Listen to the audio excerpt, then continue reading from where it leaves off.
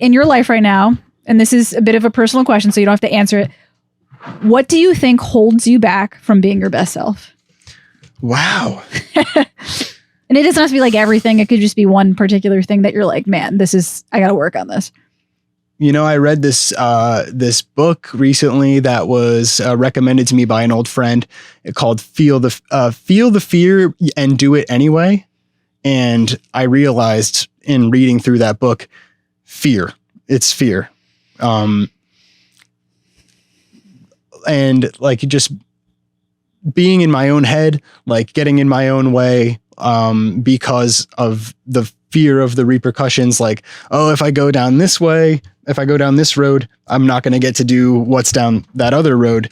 As opposed to just like leading with my heart and just going like, you know what, this is ultimately where I want to end up, is down this road. And this is where I'm going. And I'm going to deal with all of the repercussions because I want to go down this road ultimately.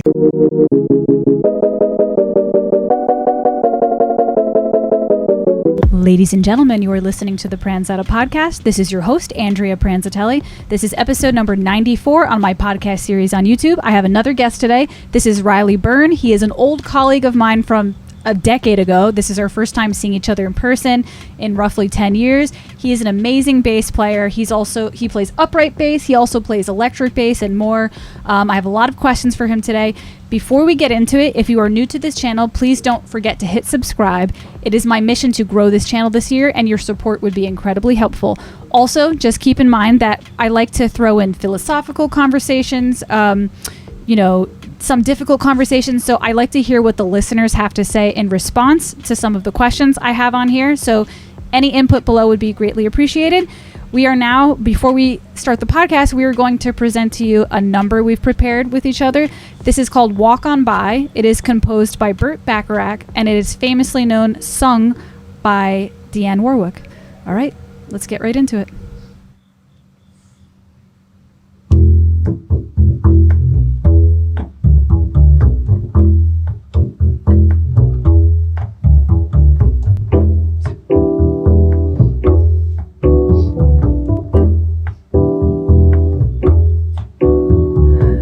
You see me walking down the street and I start to cry each time we meet. Walk on by, walk on by. Make believe that you don't see the tears, just let me grieve in private, 'cause each time I see you I break down and cry. Walk on by, don't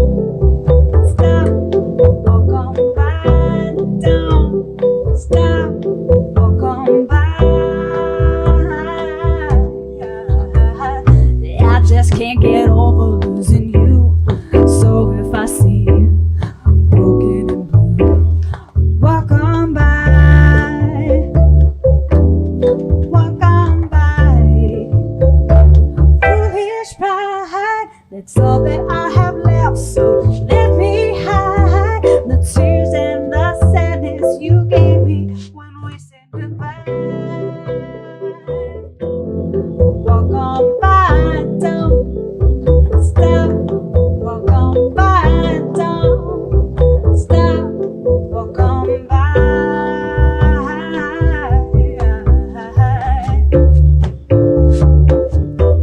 Walk on by, walk on by, walk on by, walk on by.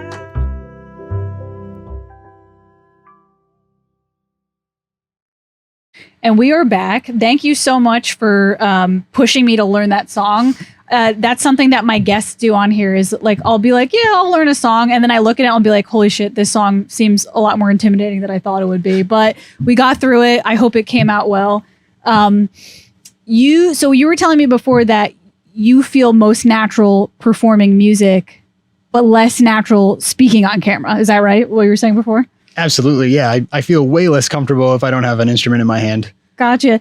It's funny. That's how I dabbled into stand-up comedy these days. And I feel that way when I do stand-up is like when I'm performing music, I don't feel quite as nervous than I do performing stand-up, because when I'm doing music, it's like I'm usually not a solo artist. I have been before, but normally I'm in a band. So it's like I have other people there. I have an instrument there. But when it's stand-up, it's like it's such a naked feeling. It's literally just like you and like a quiet room and everybody's listening to you. And there's no instruments, just like you naked. Like how do you do with like public speaking and stuff like that? Have you ever to give a speech or anything like that? Probably better if I'm talking about something I'm passionate about. Yeah. But I that's cool that you do stand-up. I'm a big appreciator of stand-up, probably because I don't know if I'm like able to do that myself. Yeah. I think as a musician, you draw a lot of parallels probably between stand-up comedy and music performance. Yeah. But I love that marriage of like writing and sort of pre-planning what you're going to do in a performance setting, but also being able to read the room, adjust, improvise. The amazing thing about stand-up comedy is that as a viewer, it seems like the people on stage are just having a conversation. Like it seems like a natural thing, but behind the scenes, it's like they have messed around so much with, okay, what word do I use here? It's amazing. Like, it's like magic. It's like you see it as an audience member, like, oh wow, this person's just talking to me, but it's anything but that. They're not, they do sometimes improvise and like do crowd work like that. But for the most part, it's like going to open mics and like dealing with like the grueling process of, jokes bombing all the time and that type of stuff. So it's like, yeah, there is a difference. I feel like, how about with music? So one of my friends asked me this once. They were like, have you ever quote unquote bombed as a musician? Have you ever done a live performance as a musician that you felt like that was a bomb, a failure, or not really? Like, yeah, I don't know if I would call it a bomb. Like you just went up there and played badly, but I think I've been in different types of music projects, different genres of music, where perhaps we played in a setting where it didn't fit. We were, you know, trying to play this kind of music in a room that really did not like this kind of music. Also, another difference too is like, I've had moments where I've performed music where I've quote unquote bombed, but it was really hard to tell if it was really me or just the setting, because there's some musical settings where like, you know, especially restaurants and that type of stuff, where it's like, you're just there to supply an environment for them. So they're not going to clap at everything. But like with comedy, it's very straightforward. Like they liked you or they didn't. And the way you know is if they laughed or not. So there's no like room for, you know, they didn't clap, but that's because, you know, they were eating food. It's like, no, they're here to laugh. And you know right away, like if you're not doing well. So it's just like a fascinating thing. All right. So you did say you feel comfortable talking about things you're passionate about. So I have prepared some questions for him. I'm very excited to ask. My first question for you, you've been in a lot of bands, right? Right. From your experience being in bands, what is a major mistake that you feel new bands make? I ask that because I've learned a lot of lessons about how to do bands correctly moving forward. Do you have any experience with that? Like, shit, this is a mistake I made in a band, and learn from that, you know? I think just understanding each other and what each person expects to get out of it. Yeah. Probably first and foremost, before you even make music together, perform live together, get to know the people that you're working with, and ideally form a trust and a friendship with the people that you're making music with. I think sometimes people get into it, I don't want to say for the wrong reasons, but strictly to make money and to reach a pinnacle of success, leverage themselves so that way they can get to the next opportunity. I think understanding each other is so important. And I've definitely made that mistake where I've jumped into a setting because I liked the players. I liked the prospect of making music with them, or maybe a certain kind of music, or I want to, you know, fulfill a role in a band playing a certain instrument. But you come to find, maybe people are in the same music group for different reasons than you are. Gotcha. So I think understanding align each goals. That's a mistake. I would probably say that was the biggest mistake I made at the beginning. And it was kind of a shame because we had put like a years of work into it. And then by the end of it, I was like, shit, we're finally starting to get better. But I'm realizing now that like none of us want the same things. Like, and it wasn't really anybody's fault necessarily. It was just kind of like the way it went down. We weren't like communicating properly, I feel.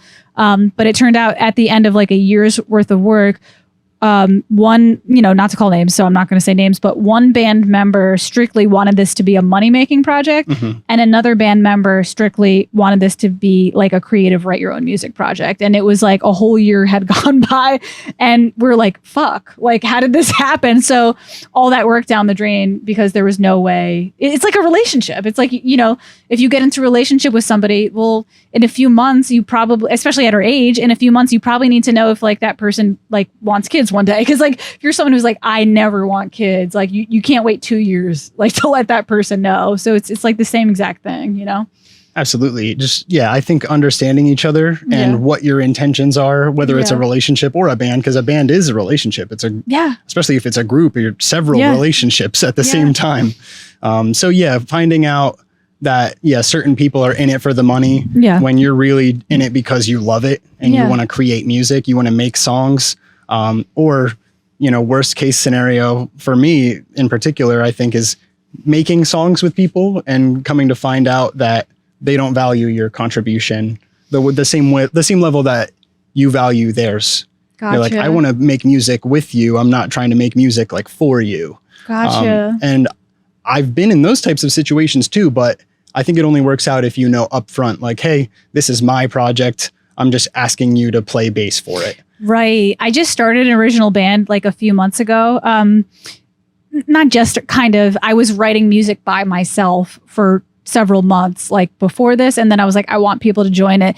And that was something I was like very careful about when I let people in. I was like, I don't want the people here to feel like they're just serving my already written songs. I'm like, if there's something in the song that you don't like the way it sounds, I'm open to changing, and I'm open. And it was hard because it was like, I already have like 10 songs written. So I don't want the people to come in here and feel like, well, we're just doing her song. So I made it very clear, like, if you have new songs, bring them to me. If you don't like the way something sounds, I'm open to changing it.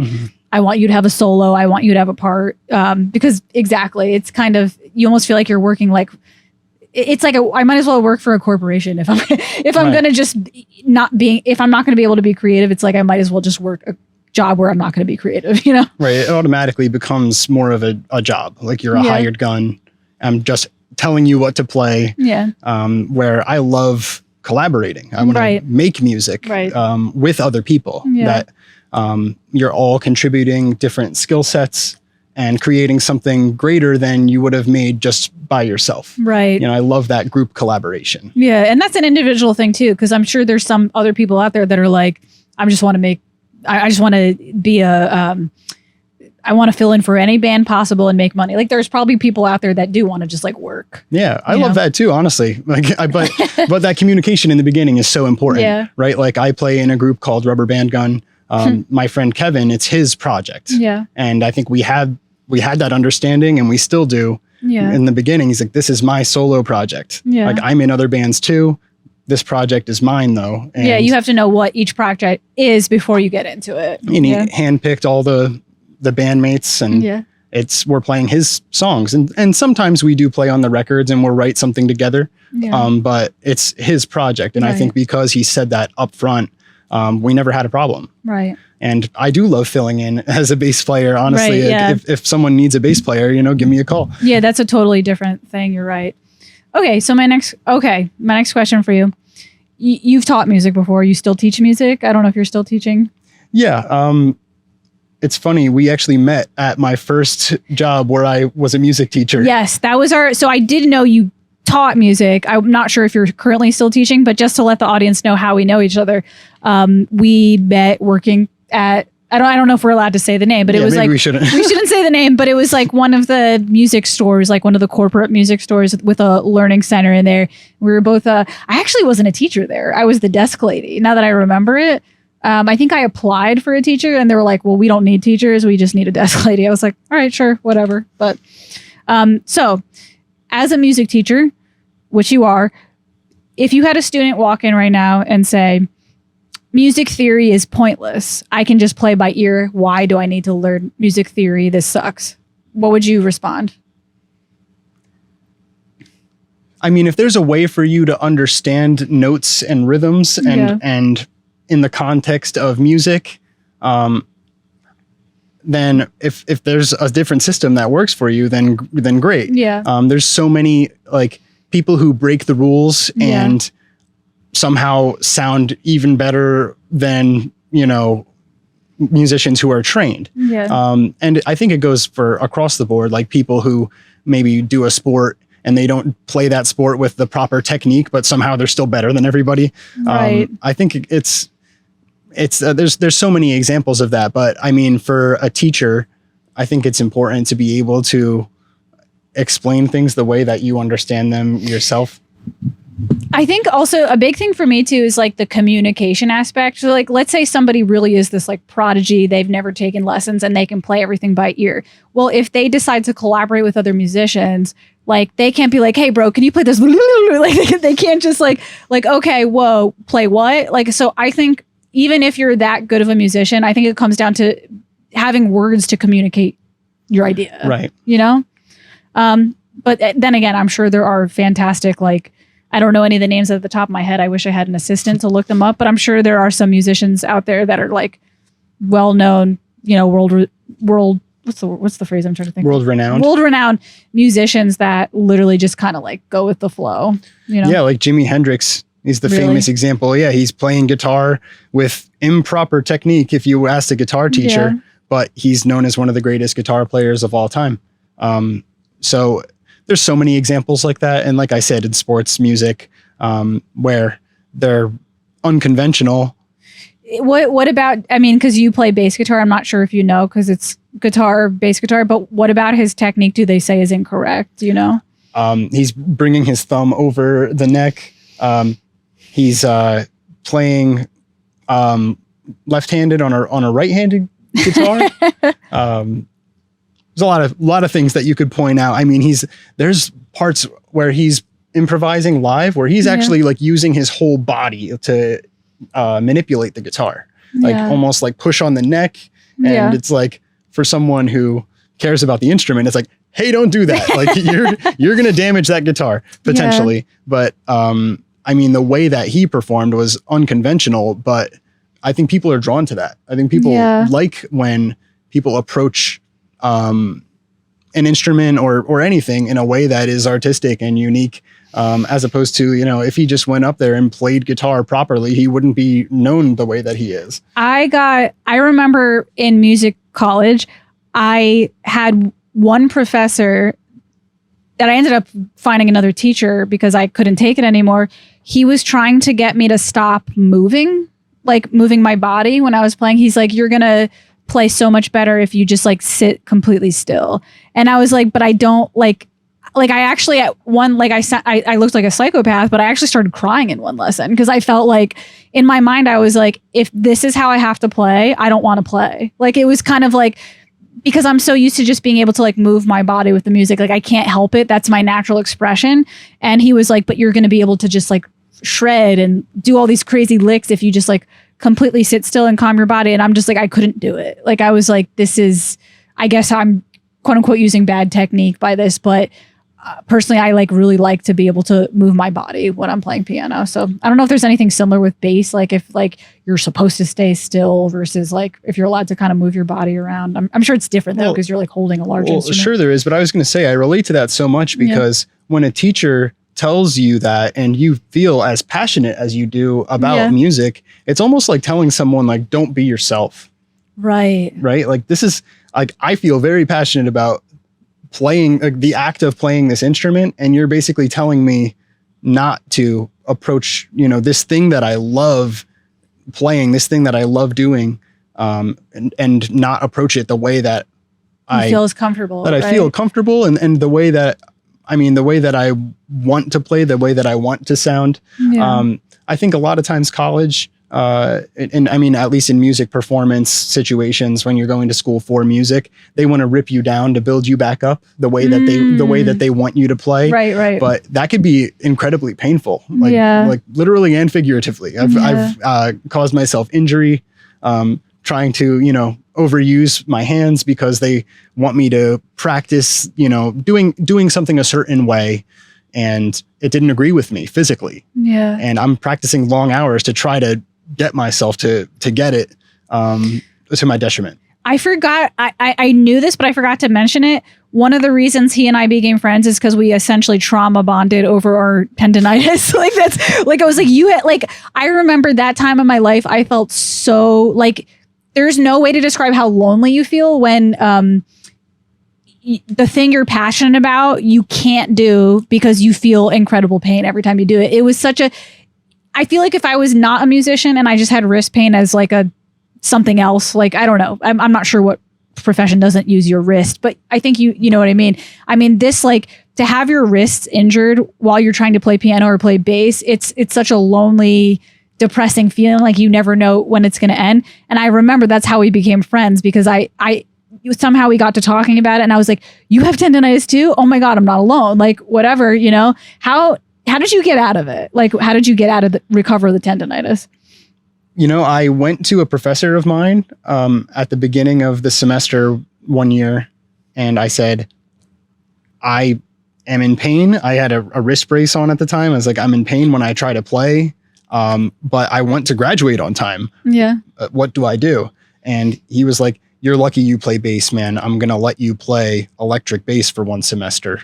And I think just that little bit of time off allowed me to, I guess, let the inflammation go away naturally. Yeah. Just taking a little bit of time not playing the way that I was on the acoustic bass. Yeah.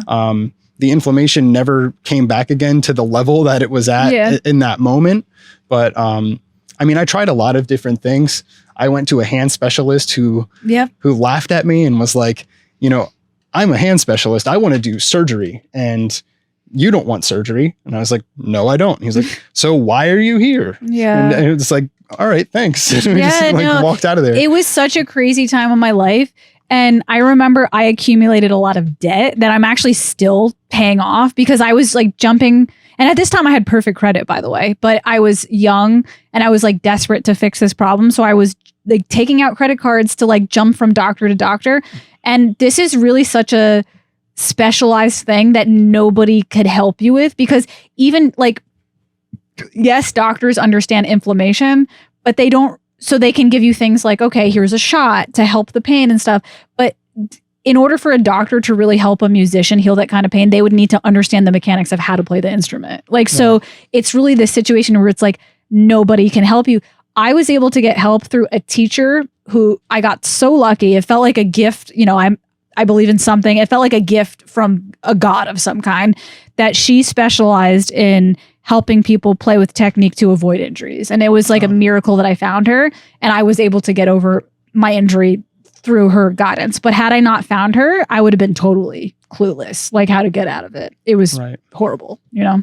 Right. And there are people out there who write books about this stuff. Like Effortless Mastery is a book that comes to mind, where playing music, I guess the thesis statement of the book is like, playing music should feel effortless if you're doing it right. Yeah. It's like, it's the marriage of like mental approach and physically using your hands on your instrument. So yeah, I think having an understanding of yourself, your body, and your mind, and being able to, I guess, have a, for lack of a better term, a marriage of the two. So that one professor who I said was trying to get me to stop moving, the reason I started crying with him was because the other professor who got me out of the tendonitis taught me that if I move different parts of my body, tension wouldn't be holding in one place. So for example, like, I don't know if this is going to make sense to the non-musician listeners, but like if I'm playing a chord and if I'm just keeping, I mean, there's a piano right here. If I'm just keeping, okay, watch, see my wrist right now? If I'm just keeping my hand stiff while I play a chord, I'm holding so much tension in my wrist. So she taught me, she's like, rather than just like playing the chord like this, why don't you like utilize other parts of your body? So then I started going like this.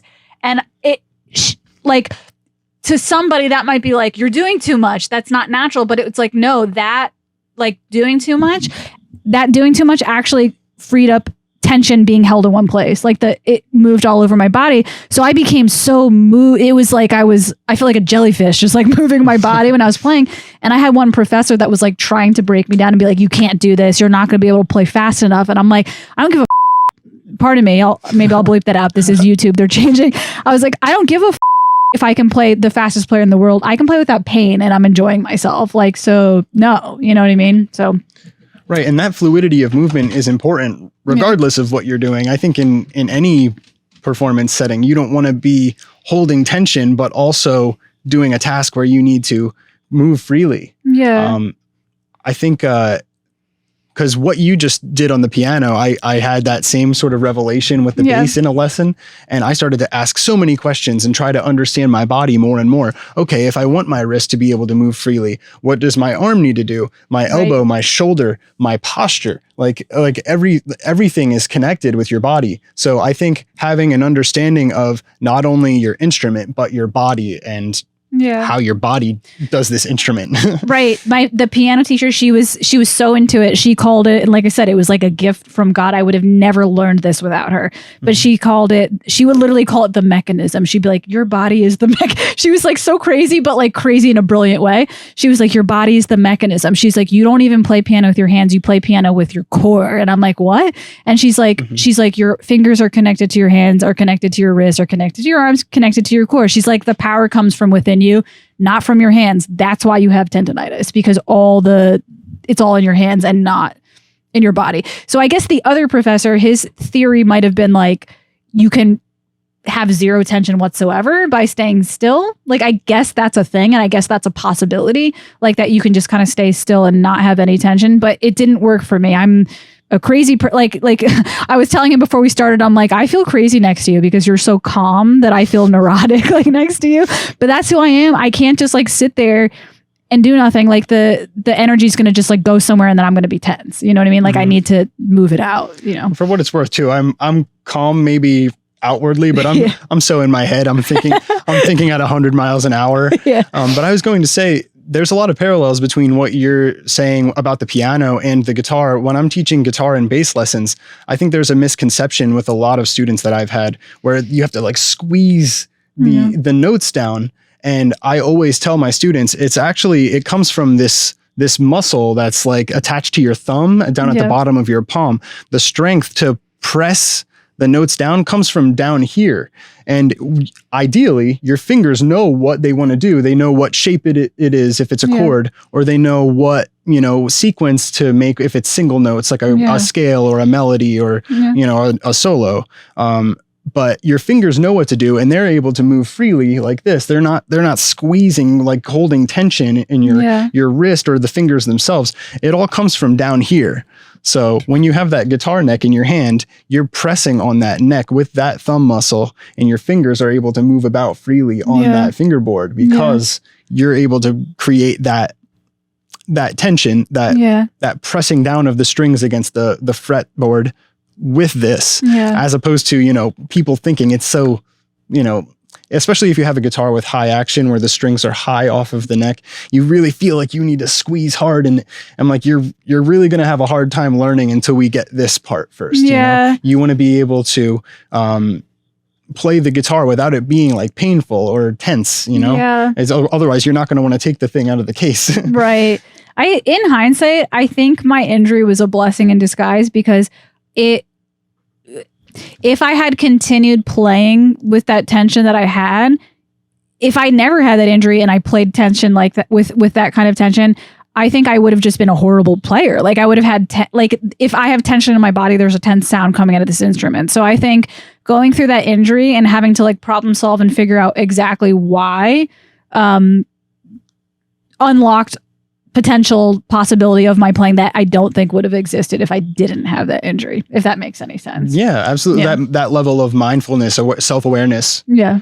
And talking to people who do what you want to be able to do very well, right? Like talking to your professor, who I'm sure it was an amazing player. Oh gosh, she was incredible. Yeah. Right. Like talking to people who have what you want so to speak. I took lessons with a couple legendary bass players, and one in particular was an older man, and he told me he had multiple surgeries and he ices his hands in buckets like he's an athlete. Like after every, if he plays a 4-hour gig, he's got his hands in ice water. Yeah. And it scared me, but I almost appreciated that level of realness. Honestly, he's like, this is how you avoid injury. Like if you're playing for 4 hours and you're really going in, you're going to have to ice afterwards and you're going to have to stretch beforehand. Yeah. It's a lot of people listening By the way, sorry for the non-musician listeners if we're getting too technical. You can just fast forward into like, but for everybody else, if you are still listening and you didn't get bored by us, a lot of people don't know that being a musician is you're an athlete. Like you don't think of it because it's sound, but you are using your body. So injuries occur all the time, and they're scary injuries because they're like hidden in little places that like you can't even figure out where they're coming from. Like when I had my tendonitis in my wrist, it took me so long to figure out that the tension was actually in my forearm, because once I started clamping my forearm with like this, like they do with tennis players, whatever that is right here, there's like this clamp for tennis elbow. It relieved so much pain because I was like, oh, wait a second. Like when I squeeze this muscle, no, when I move my fingers, this muscle actually squeezes. So it blew my fucking mind. I was like, wow, there's so much to learn here. But anyways, okay, I do have more questions about music and other things as well. Okay, I kind of wanted to touch on this because I feel like as a podcaster, I haven't really done a good job about staying current with like current events. And I know a lot of people that listen to podcasts, they want to know what's going on. So I was starting to look up some things about what's going on in the musical world. And I stumbled across this, which I found incredibly interesting. You may or may not know about this, but if you do, we could talk about it. So recently there was a musician named Oliver Anthony. Do you know what I'm talking about? I do. Essentially, for the listeners who don't know, he put out a song on YouTube. I guess he had already written songs before, but he wasn't as successful. But he put out a song on YouTube called Rich Men North of Richmond, and it was essentially an overnight success. And it stirred all kinds of controversy in the music community or the politics community, because basically the song was about the struggles of a working class man. And there were some lines in the song about paying taxes and the dollar, the American dollar and whatnot. And somehow his song became politicized, and different, I guess more so the conservatives, I'm not 100% sure, different political parties were trying to use his song. As a matter of fact, I think it was used in a presidential debate. And, Oliver Anthony spoke out and said that like this song was not meant to be politicized. Have you heard about this? Do you have any thoughts on this? I'm kind of curious to see what you know about it or like how you feel about this. Yeah, I'm so happy you asked me about this because I love when art is able to trigger a response, regardless of what kind of response. Like, how beautiful is that songwriting, number one, and his emotion and his voice. Yeah. Like the culmination of what he was expressing himself through the written word and through, you know, voice and guitar.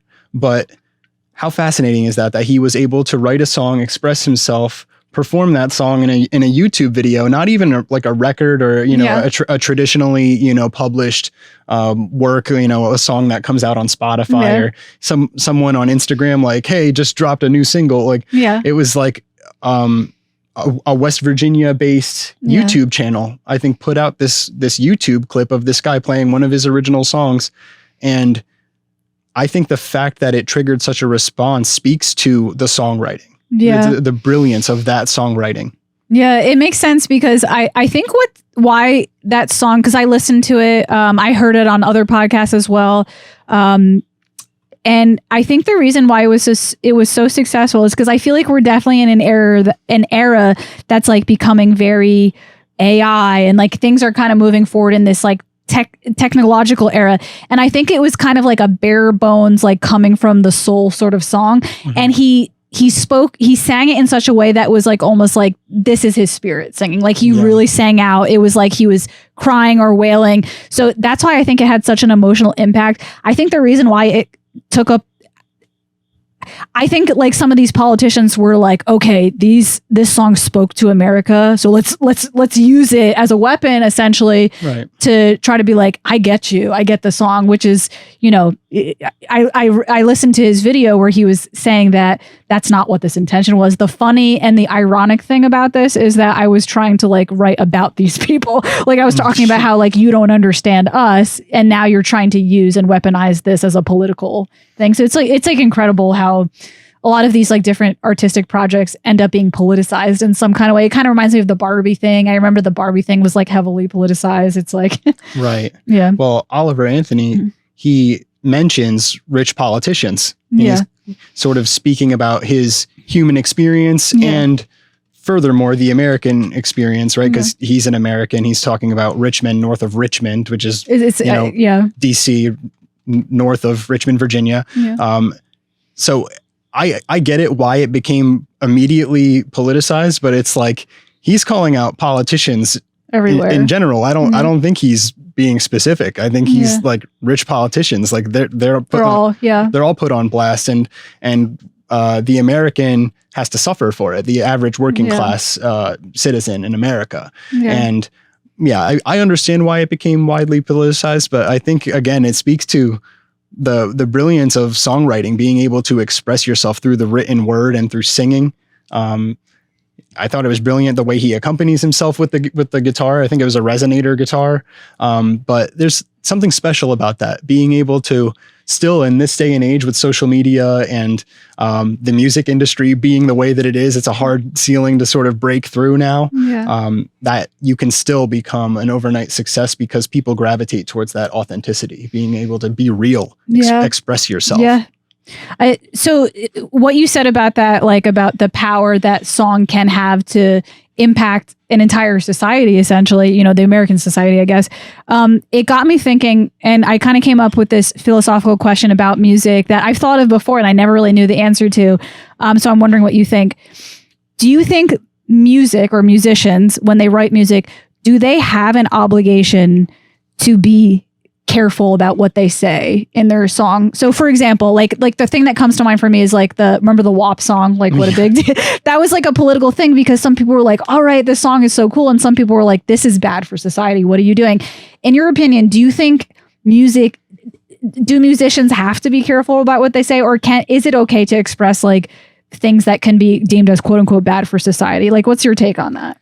I feel like the right answer is it's art, right? Like, I feel like you're allowed to make what you want to make, and whether your audience is small or extremely large, I think you're allowed to say what you want to say and make the art that you want to make. Or even if you're just making it by yourself and you're not publishing it, right? Yeah, like some of my friends will probably disagree with me for saying this, but when it comes to things like the WAP song or whatever, I just saw it as a silly, fun song. Like I wasn't like, oh my God, how dare, I mean, I wouldn't play in front of my grandmother, like let's put it that way. But I wouldn't be like, oh my God, this is teaching kids, this is teaching women to act like, I don't think it's that, I mean, I could be wrong, but personally, I didn't think it was that serious. I thought it was just like a fun, silly song. Like, you know what I mean? Like that's how I took it. But some people, some people have the opinion of like, what you say in a song is going to affect the kids. I mean, like I used to listen to Eminem as a kid. Yeah. I didn't kill anybody yet. Like, you know what I mean? Like I didn't rape anybody, murder anybody. Again, it's, to me, I liked Eminem not because I wanted to be whatever he was singing about, but it was just like a vibe. Like I was like, oh, this is a vibe. Like it was a feeling for me. You know what I mean? So I think it's interesting that some people have this like opinion that like, that's not music. It's like, kind of is. Like music is just organized sound and words combined to elicit some type of emotion, you know?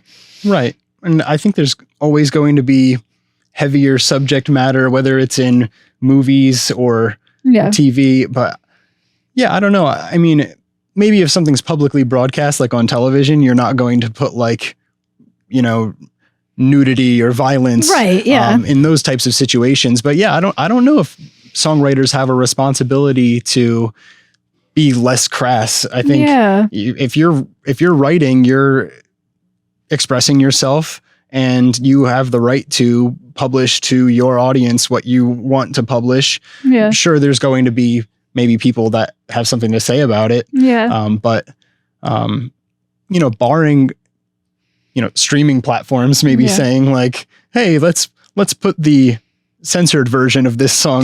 See that I'm fine with that aspect of things. It's like, okay, we need to put a censored version on because of the audience. There might be kids here. I understand that. But to me, it's like, okay, like hypothetically, what if I wanted to write a song about a serial killer and I wanted to make the words in the perspective of the serial killer or something like that?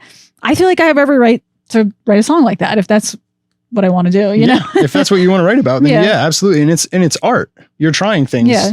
It's just like film, you know what I mean? Like some people, they write horror films, you know what I mean? Like some people, they make films about heavy subjects, and it's not like, I mean, I like, again, I understand the idea of censoring it from young people who their minds aren't developed enough to know the difference, perhaps. But I think it's totally fine to be able to express those types of things in your art, you know? Yeah, absolutely.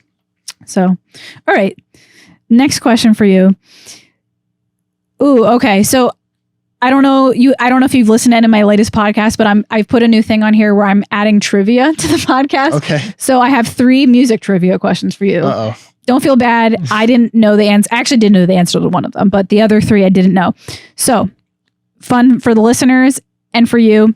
I have 3 questions. The first one is, what solo music artist has the most #1 Billboard hits? What do you think? Solo artist. Yeah. I didn't put bands on there because I thought it would be pretty obvious that it's the Beatles. Right. So I went with solo. Michael Jackson? Good guess. I'll give you one more chance. Oh, man. It's a female. It's a female. Okay. #1s. Who has the most #1 Billboard hits? Yeah, I feel like I don't want to get this wrong.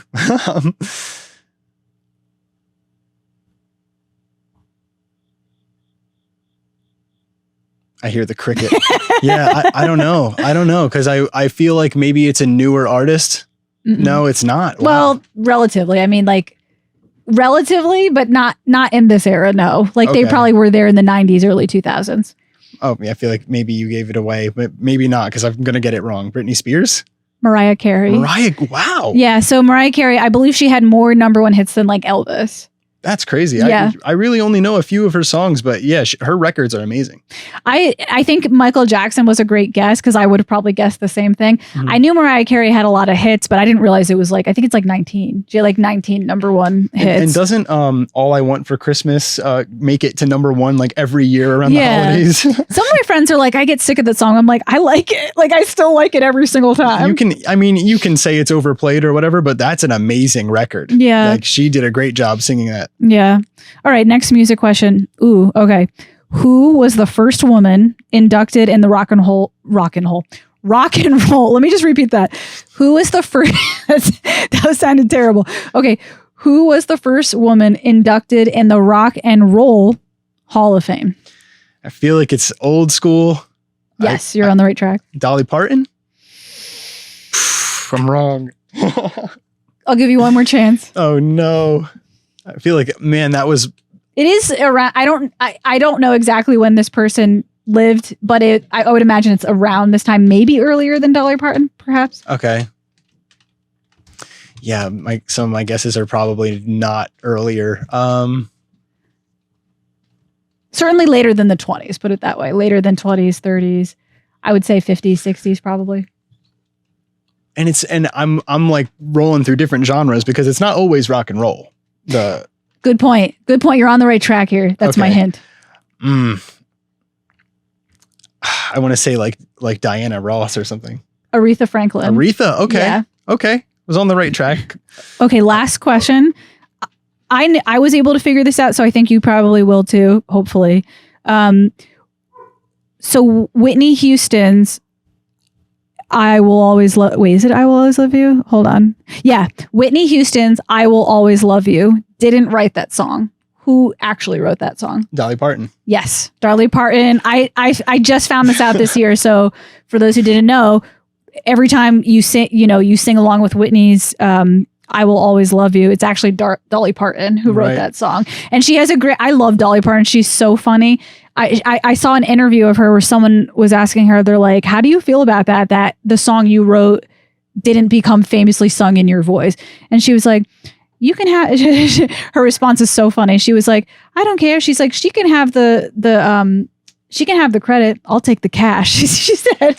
So, you know what I heard though? She actually donated the royalties that she earned from that. I think to, I forget what city it was. I think it was Memphis though. I think she donated the royalties that she earned, the money she made from the Whitney Houston iteration of her song. That's incredible. What a good person. Yeah. Like I really wish there was more people in the world like that who became successful and made money and actually used their money to give back into society. I feel like the world would be such a better place if people did that, you know? Absolutely.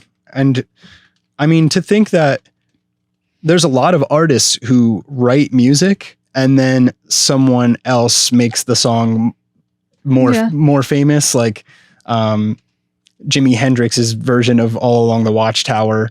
I don't know who originally did that. Bob Dylan. Oh, okay. Right. Right. So probably Jimi Hendrix version got more play. I could be wrong about that. I'm sorry, everybody. But a guy like Bob Dylan, like he's like, I wrote the song, there it is. And then someone else, you know, more famously performs their song. You don't have to do anything. You're like, someone else made my record. Great. You know, and you just collect royalties at that point. Yeah. So it is interesting that there is an opportunity in music to just write. Yeah. A lot of people do very well just writing a song, putting it out there. Maybe someone else picks it up. Maybe you even pitch that song to another artist, like, hey, I got this song, I think it would be good for you. Yeah. And at that point, you just, you know, hopefully their version does better than my version did. Yeah, no, that's a good point. It's not necessarily a bad thing to have somebody's version do better, because it's like you just get to sit back and enjoy. All right. So that is it for the trivia of the day. I try to give like trivia, you know, pertinent to like that person's specialty. All right. Next question.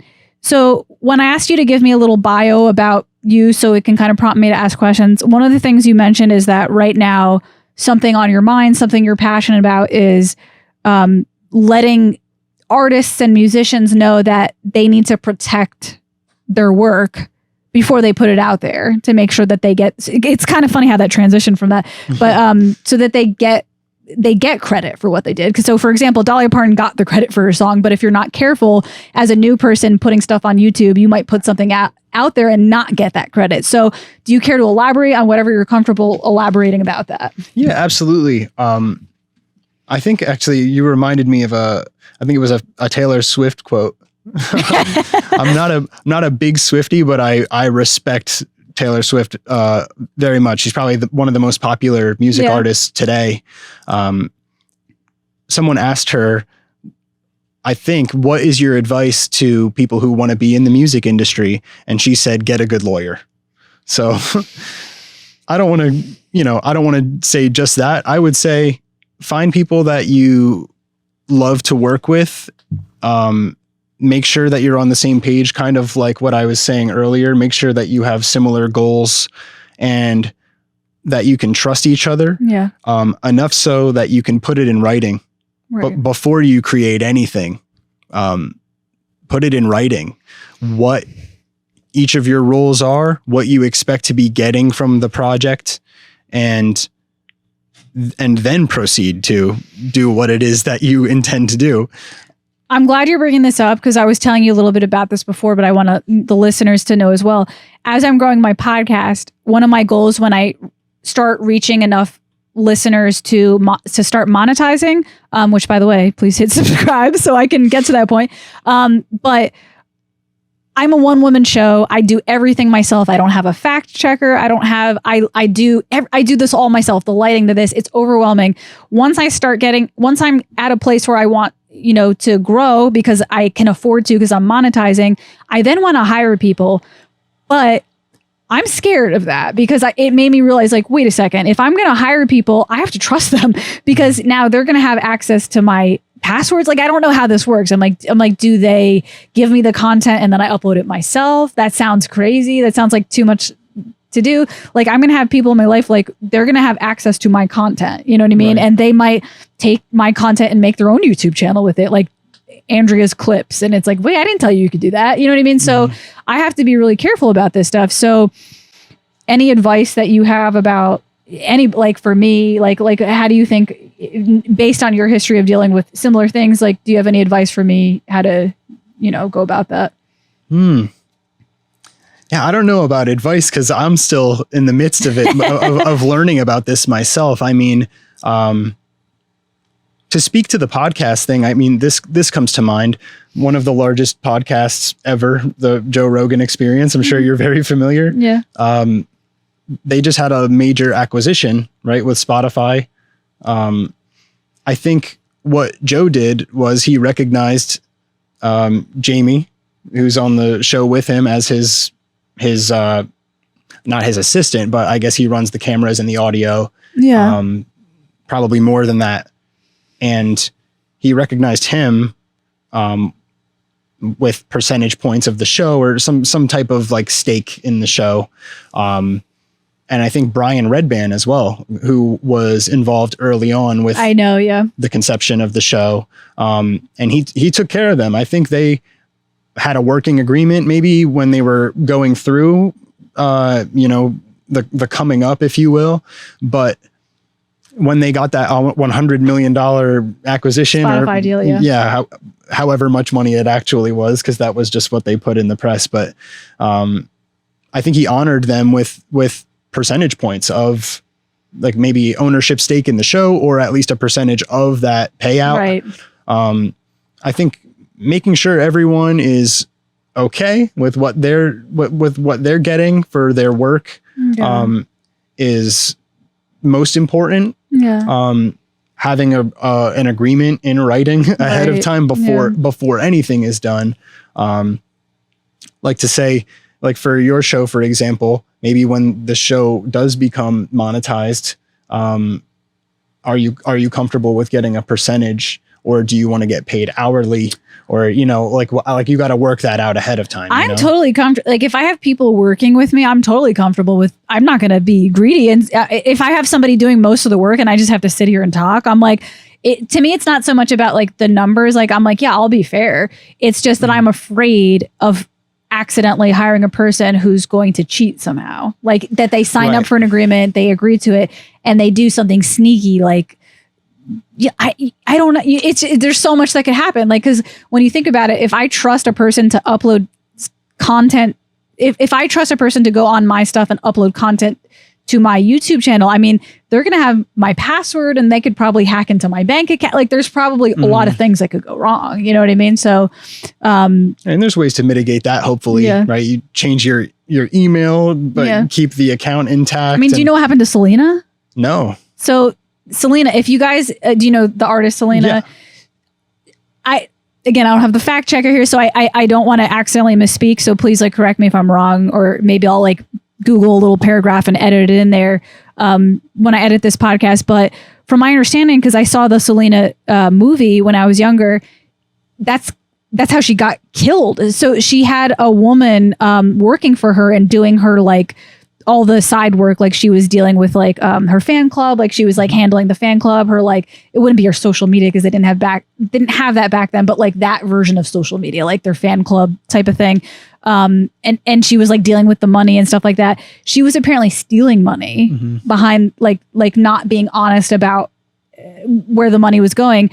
When Selena confronted her about it, she killed Selena. She murdered her. So it's like, that's what I mean. It's like, I don't want to sit here and say like, I'm going to get murdered, but I'm just like saying like this shit happens. Like, like this is real stuff. You know what I mean? You went through a similar thing. Like, so I'm like, all I could say is that before I hire somebody, I'm going to talk to other successful podcasters and ask them what they do. Yeah. Like, I'm not just going to like hire somebody. I'm going to like do my research and make sure I'm like fully protected, you know? And probably a legal professional to write up a contract, somebody who's dealt with these types of contracts before, where they think about these loopholes ahead of time. Yeah. And it sounds, this is something I thought about mentioning too. Like when you're about to do a creative work, whether it be, creating podcasts or writing music, it seems like such like a buzzkill to put written agreements in front of everyone and go, hey, if we're doing this, we should all be in writing and we know what we're getting. Yeah. If we should make money off of this and we're all on the same page here. Yeah. It seems like such a drag, but I feel like it's the only way to protect yourself, really, and to make sure that everybody has an understanding of what happens when we start making money. Yeah. And yeah, that's something that happened to me without getting into it too much. I had a working agreement with a group or artist and made music that ended up doing very well. And now I'm pursuing, my due because, after the work was published, I didn't get my due.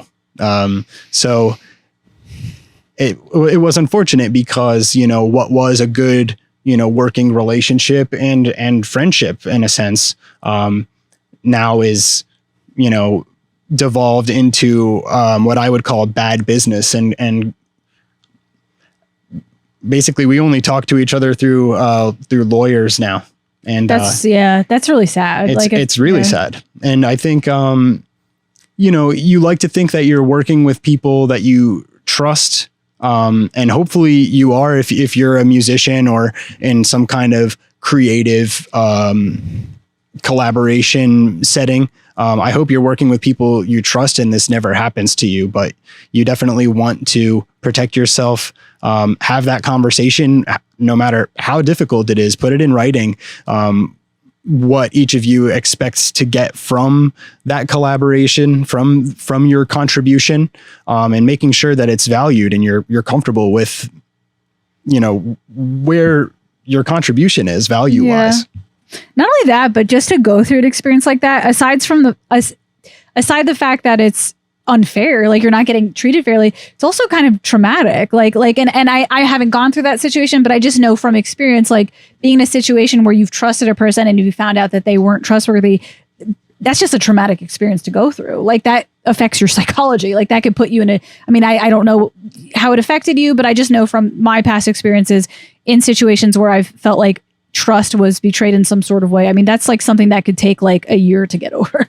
You know? Maybe longer. You know, and you're absolutely right. Like around the time that what happened took place, I really wasn't in a rush to go make more new songs with more people. You know, I kind of had to get my bearings and go, you know, this is something that I need to address if I'm going to be part of more collaborative,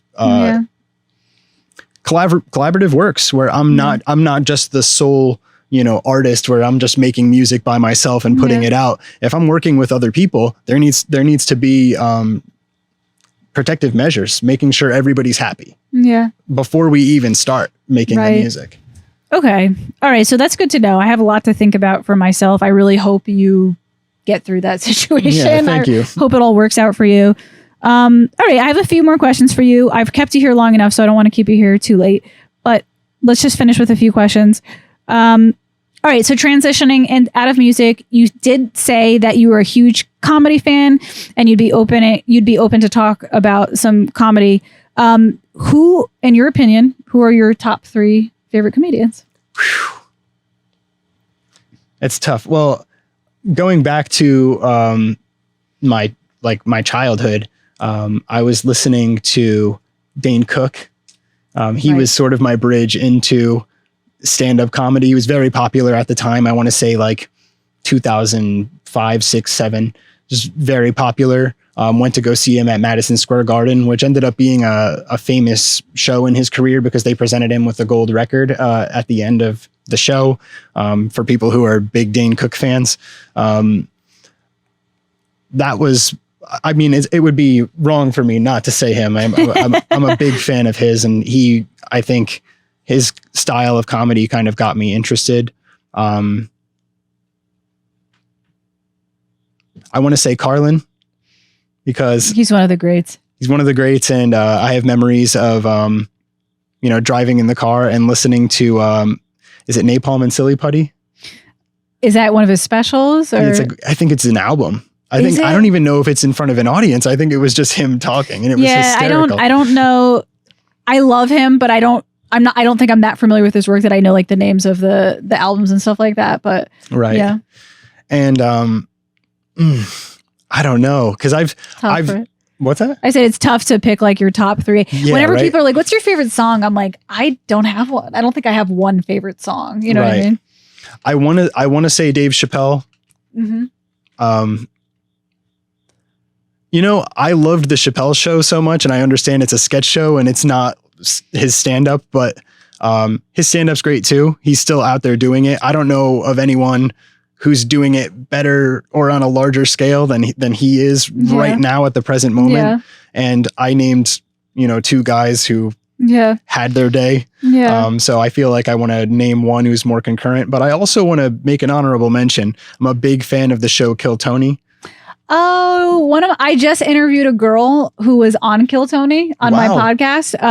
And we I'll have to send you the link later, but she talked about her experiences. She got to talk to Roseanne. I don't know if you saw the episode with Roseanne, but she's I'll show you later. So maybe you'll recognize her, but she talked about her experience there and it was intimidating and everything to be up there with Roseanne in front of everybody. But I love that show. That's a great show. Yeah. I've actually gone to see it in person too. You have? Yeah. Wow. I saw it in Los Angeles twice. Yeah. I was out in LA for a while, got the chance to go to the Comedy Store. Recommend it if you've never been. Yeah. And seen it in Philly 4 times. Wow. That's crazy. It's funny. You're pretty well versed in comedy. Like a lot about comedy then, because I feel like that's a show, the Kill Tony show to me isn't a show that everybody knows about. I feel like it's something that if you're a comedy fan, you know about it, but it's not if you were not such a big comedy fan, you'd be like, what? Kill Tony? What is that? Mm-hmm. You know what I mean? So that's pretty incredible that you've seen it that many times. You know what I love about it is not just the art of stand-up comedy. Like I said before, I think I'm such an appreciator of it because I don't do it myself. It gives me the opportunity to just be a fan. Yeah. And with Kill Tony in particular, I love the social experiment aspect of it. You watch these people sign up. They don't know if they're going to get picked or not. They get, realize at the last minute, oh, I'm going up on stage in front of all of these people, but I'm also going to be broadcast on a podcast. Yeah. And you see people who either are ready for it and they make, they make their name known and they get great opportunities for themselves in the world of comedy, or they just, completely eat shit. And either way, it's a good show because and everything in between. It almost reminds me a little bit of that singing show, American Idol or whatever, in a weird way, because you have the 3 judges and I don't know. I think it's more fun in comedy to kind of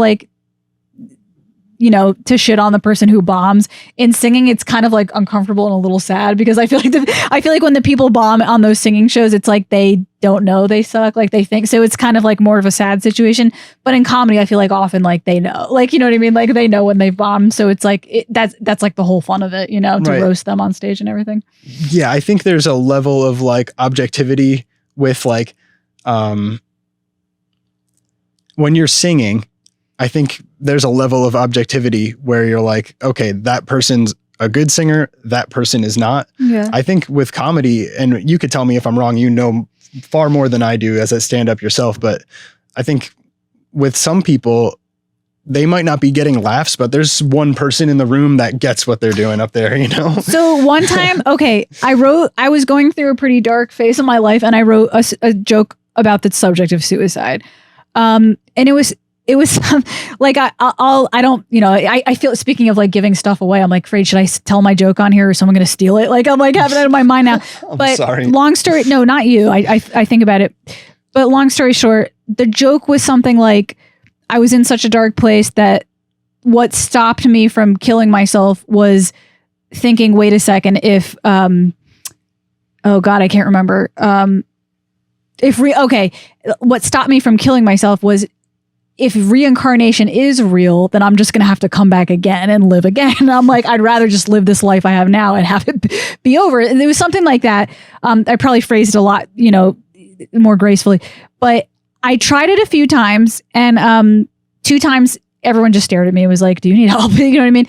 3rd time I tried it, there was one guy in the audience who just lost his shit. Mm-hmm. He just lost it. And afterwards he approached me, he's I've had that same thought, and he's I'm so happy you said that, because now I know I'm not so there's always going to be one, you said, there could be one person that even if you suck, there's one person that's that's my vibe, you know what I mean? Right. My vibe was the suicidal people, I guess, but in that case that's correct. Now I'm sure there probably are new comedians out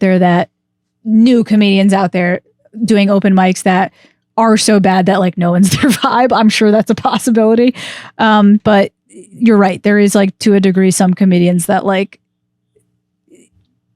the mainstream may not like them, but they have a niche audience that gets them, Right. And even with top tier, touring comedians that you go see, if you kind of scan the audience and people watch, like what's their reaction to this joke. Yeah. Sometimes you see that just within the audience, like, I didn't like that one, but then you see them laughing at a different one, you know, like some of my comedian friends say that they love, it's called splitting a room. So that's how they phrase it in comedy. Right. Some of my comedy friends, like, they're like, I love splitting a room. If I've split a room, I feel like that's my best writing. Like, because it did something to the audience. It's getting a reaction no matter what. Now, as a listener, a viewer of comedy, tell me this. If I say a joke and the audience doesn't laugh, but they go, oh, is that, to you, is that worthy material, or should I just throw that away?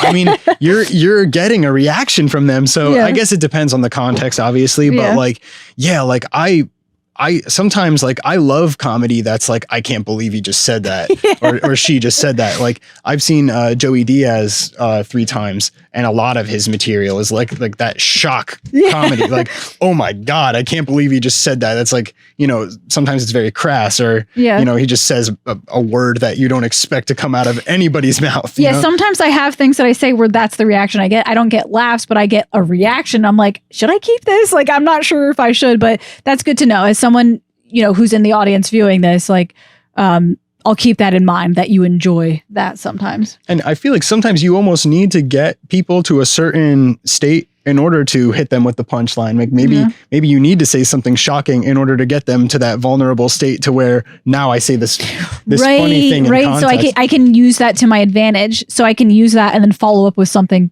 kind of contrasting in balance, like with a good punchline to like mix up the energy in the room. Right. Like, depending on the context of the joke, it's like shocking setup, then punchline, right? Like, so that you get them in that like vulnerable, like, oh my God, like, are we going there right now? And then like, nah, just kidding. You know, like, like, I don't know. No, that's a good idea. I should think about that.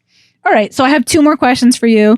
My listeners know I like to throw questions, like philosophy questions on here. Okay. What in your life right now, and this is a bit of a personal question, so you don't have to answer it. What do you think holds you back from being your best self? Wow. And it doesn't have to be like everything. It could just be one particular thing that you're like, man, I got to work on this. You know, I read this book recently that was recommended to me by an old friend called Feel the Fear and Do It Anyway. And I realized in reading through that book, it's fear. And like, just being in my own head, like getting in my own way, because of the fear of the repercussions. Like, oh, if I go down this way, if I go down this road, I'm not going to get to do what's down that other road. As opposed to just like leading with my heart and just going like, you know what, this is ultimately where I want to end up, is down this road. And this is where I'm going. And I'm going to deal with all of the repercussions because I want to go down this road ultimately. And, you know, worst case, I can double back and go down that other road. But I think, and I don't want to open up too much. I mean, I will, but I've struggled with, you know, wanting to make a living versus wanting to go, you know, headfirst into the arts. And I think a lot of, you know, creatives like us, like, deal with that. Like, obviously we need to make money. We need a day job or whatever it is to pay the bills, make the rent in the meantime. But, you know, ultimately you want to be doing something that's going to bring you closer to your goal. Yeah. So I struggle with that duality all the time, where obviously I need to make money. I need to pay for things, but I think I do need to evaluate multiple times a year, like, am I doing something to get me closer to my goal? What more could I be doing to get me closer to my goal? Because I don't want to kick myself later that I didn't do it now. Yeah. So like fear and risk taking maybe too. Yes. Like, do you have a fear of risk taking big risks? Is that what it is? Yeah. Taking a jump. Yeah. Wow. Okay. Like, as you say, your response, it like had me reflecting on myself. I'm like, I mean, fear gets in the way, maybe not necessarily the same things, like, but that must be a common theme for many people. Like, a lot of the things they do have to boil down to some sort of fear. Even if like, let's say I asked that question to another person and I was like, okay, what holds you back from being your best self. Let's say that person was a selfish asshole and that was their answer. I'm kind of a selfish asshole. It's like, well, why are you a selfish asshole? I feel like if you keep digging, there's got to be fear in there somewhere. You know what I mean? Like the root of all these things has to be fear. You know? Maybe with them, it's insecurity. Yeah. I have to be a selfish asshole to protect myself because I'm afraid of not being good enough and I'm afraid of abandonment. Like, you know what I mean? So it's like, right. Fear is...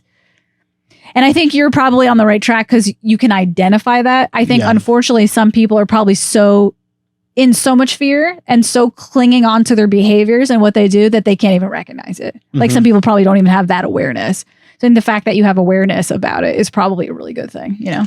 Yeah, I mean, it's a good thing, but sometimes you can almost be too self-aware too, right? Where it's like glaring right in front of you, but you can't get over it. Right. You know, you're like, I know what it is. It's right there, but like, how do I work despite that? Right. Okay, good. All right. So I take it back what I said before. In the beginning, I said that I felt neurotic around him, but now I know, just kidding. Now I know that you're just as neurotic as me. You just don't present it. I'm just kidding. Okay, last question. Ooh, I'm not sure why I put this question here, but it's something I've thought about before. So I'm just like, I want to bounce this idea off of somebody else. Do you as an individual, when you're going through something that you feel like you need to change your behavior with, do you prefer tough love from people around you or do you prefer compassion? Like what works better for you? Ooh, yeah. I mean, I almost want to say a little bit of both. Like, I feel like depending on the context, like sometimes I need that, like, no, you got to do it like this, dude. Yeah. Or sometimes it's like, you know, let go and let live, follow your heart. You know, I think it depends on the situation, honestly. Like, and like, I think honestly, yeah, a little bit of both depending on the context, because sometimes I'm very indecisive and I need to straight up be told like, that's what okay, if we relate it back to your problem of like fear of making big leaps, like, would it be more effective to you? And I guess if his family or girlfriend, whoever's listening, I guess we could take notes. Would it be more effective to you, like hypothetically, if I was like, here's the harsh approach, you're being a bitch, you know what I mean? Like, go fucking do it. Like, stop being a bitch. Or do you think you'd do better with someone to be like holding your hand through the process? It's okay. I understand how you feel. You can make the leap next week. It's okay. Like, what do you think would be better? You know? Or is there an in between? Yeah. Is there a blend of the two? Yeah, I was gonna say like, just do it, but realize that there are repercussions. Oh, okay. And you're gonna be able to deal with those if you set your mind to it. Like, right. But do it. Don't be a bitch. But understand that if you have fear along the way, I love you. But don't be a bitch. Like, you know. Right. And like, you know, I've talked to someone about this recently. Someone I'm close with. Like, there's a tactful way to take risks, calculated risks, right? Yeah. Like, you can get a job that enables you to maybe pursue your goals more easily. There's a way, like if you're gainfully employed, it's easier to get that other job that you want to get. Or, you know, there's ways to be tactful about taking a leap. Yeah. But, yeah, ultimately, I mean, and I'm not trying to just go on a tangent about myself, but, I want to be where I can write, record, and perform music, maybe tour. If I find myself, you know, fortunate enough to be in a group or, you know, performance setting where we can travel. That's my goal. And I find myself, you know, thinking like I'm not really getting myself closer to that goal. Like year after year, I'm like, what can I do differently to get myself closer to reaching that goal? Yeah. So yeah, there's probably more risk taking I could be doing. There's probably just more I could be doing, period, as far as the pursuit of music and my ultimate happiness. But I feel like it goes for anyone doing anything, right? Like a lot of people don't get to live their dream. They don't get to do that thing that they want to do. But the important thing is that you're happy at the end of the day and that you can sleep at night and wake up the next day and hopefully feel excited about something. I mean, I hope you're not out there like waking up and like, oh man, this sucks, I got to do this again, you know? Yeah. But hopefully there's something that drives you forward. Like one day I'm going to get to do this, and that drive enables you to do the work necessary to get to get to there or get close enough to where you're happy doing what you're doing. Yeah. Right. Yeah. No, that's a really good point that you made about that. It's like sometimes it's not as simple as like, okay, overnight I'm going to be a successful musician. Like there's a lot of bullshit that you have to go through. How can I manage to balance out my funds that I can eat today? And you know what I mean? There's like a lot of things to think about, but you're right. Just having that goal in mind allows you to go through the steps that you have to take and be able to accept like, okay, I have to make these compromises in my life right now, but there's a goal at the end of this. You know what I mean? Right.